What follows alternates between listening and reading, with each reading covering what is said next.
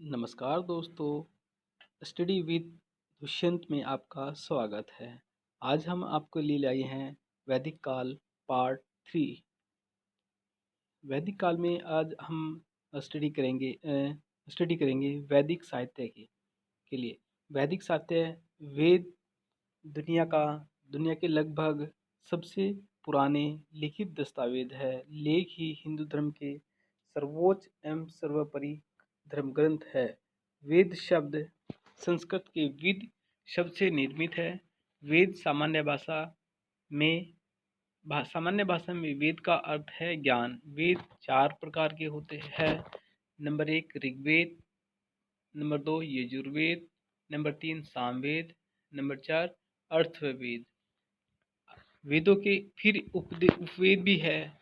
वेदों के उपवेद में ऋग्वेद का उपवेद है आयुर्वेद, यजुर्वेद का उपवेद है धनुर्वेद, सामवेद का उपवेद है गंधर्ववेद, अर्थववेद का उपवेद है स्थापत्य वेद। ऋग्वेद, सबसे पहले हम बात करते हैं ऋग्वेद की। ऋग्वेद चारों वेदों में सबसे प्राचीनतम वेद है। ऋग्वेद शब्द ऋचा अथवा मंत्र तथा वेद का मीनिंग होता है ज्ञान। वेद का मीनिंग होता है ज्ञान से बना है, जिसका शाब्दिक अर्थ हो गया ज्ञान के सूत्र, अर्थात ऋग्वेद का अर्थ हो गया ज्ञान के सूक्त या सूत्र। ठीक है। ऋग्वेद की संहिता में 10 मंडल है और 1028 सूक्त तथा 10,580 ऋचाएँ है। ऋग्वेद के अनेक मंत्र यज्ञ से संबंधित है, परंतु उनमें से कुछ ऐसे मंत्र भी मिलते हैं जिन्हें आदिकालीन धार्मिक कविता का सर्वोत्कृष्ट उदाहरण माना जा सकता है या कहा जा सकता है। इसमें कुल 10 मंडल है, जैसे कि हमने पहले ही पढ़ चुके हैं। सबसे पहले 2 से 7 मंडलों का संग्रह था, यानी कि जो प्राचीन वेद हैं हमारे सबसे प्राचीन मंडल थे हमारे 2 से 7 मंडल हमारे सबसे प्राचीन थे। उसके बाद फिर हमारा 8वां मंडल जोड़ा गया और उसके बाद फिर 9वां मंडल और सबसे लास्ट में पहला और 10वां मंडल जोड़ा गया था। ठीक है। 2 से 8 तक के मंडलों में आए सोम सूक्तों को अलग करके उन्हें 9वें मंडल में जोड़ा गया था। इसलिए 9वें मंडल को सोम मंडल अथवा पवमान मंडल भी कहा जाता है, क्योंकि इसमें सभी सूक्त सोम से संबंधित है। इसके बाद पहले वह और 10वें मंडल को इस संग्रह में जोड़ दिया गया। इन्हें सतचिन्ह कहा जाता है। जो पहला और 10वां मंडल को जोड़ने की घटना को सतचिन्ह कहा जाता है। सबसे नवीन 10वां मंडल है, अर्थात जो अंत में जोड़ा गया, यानी कि जो सबसे लास्ट में जोड़ा गया मंडल है वो कौन सा है, वो 10वां मंडल है। संक्षेप में कहा जाए तो ऋग्वेद में 2 से 7 मंडल सबसे प्राचीन है और 10वां मंडल सबसे नवीन है। ठीक है। प्रत्येक वेद के अपने अपने ब्राह्मण, आरण्यक, उपनिषद तथा उपवेद भी होते हैं। जैसे ऋग्वेद के जो ब्राह्मण हैं वो ऐत्रेय ब्राह्मण तथा कौशितकी ब्राह्मण, ये 2 ब्राह्मण ऋग्वेद के ब्राह्मण हैं। ऐसे ही ऋग्वेद के अरण्यक ऐत्रेय अरण्यक तथा कौशितकी अरण्यक। फिर इसके उपनिषद है, ऐत्रेय उपनिषद है और इसका जो उपवेद है आयुर्वेद है, यानी कि जो ऋग्वेद का जो उपवेद है उसका क्या नाम है, वो आयुर्वेद है। ठीक है। दशराज युद्ध का वर्णन ऋग्वेद में मिलता है। यह ऋग्वेद की सर्वाधिक प्रसिद्ध ऐतिहासिक घटना मानी जाती है। गायत्री मंत्र ऋग्वेद के 10वें मंडल के पुरुष सूक्त में है। 10वें मंडल में मृत्यु सूक्त है। 10वें मंडल में मृत्यु सूक्त भी है, जिसमें विधवा के लिए विलाप का वर्णन किया गया है।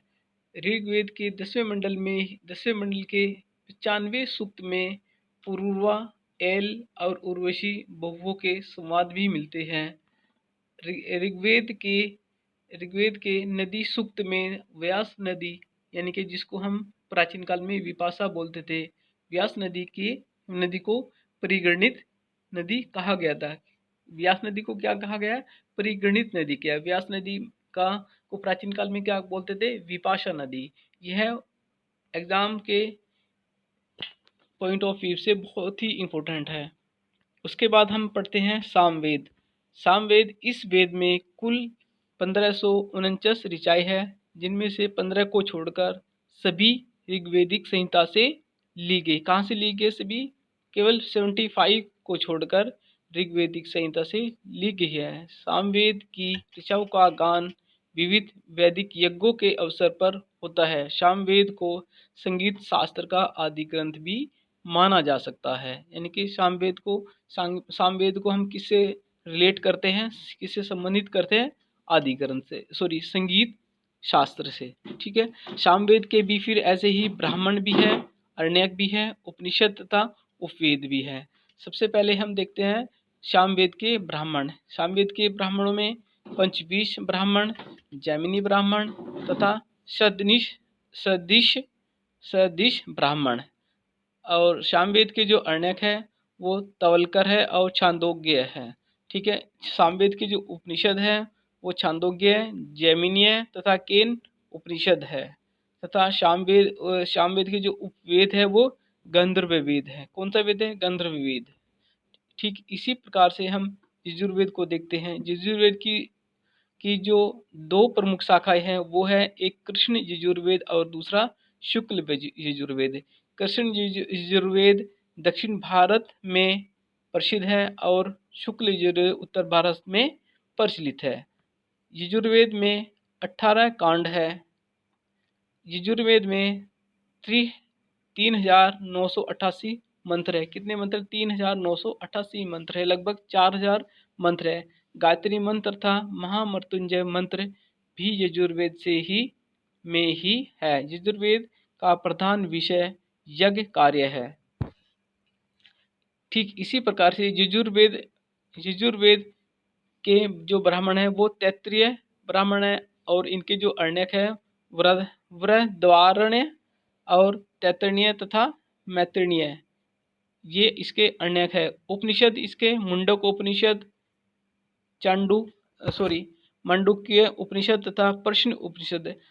इनमें से अभी एक जो मुंडक उपनिषद है यह बहुत ही बार पेपर में पूछा गया है। इसी से हमारा जो सत्यमेव जयते है उसको लिया गया है।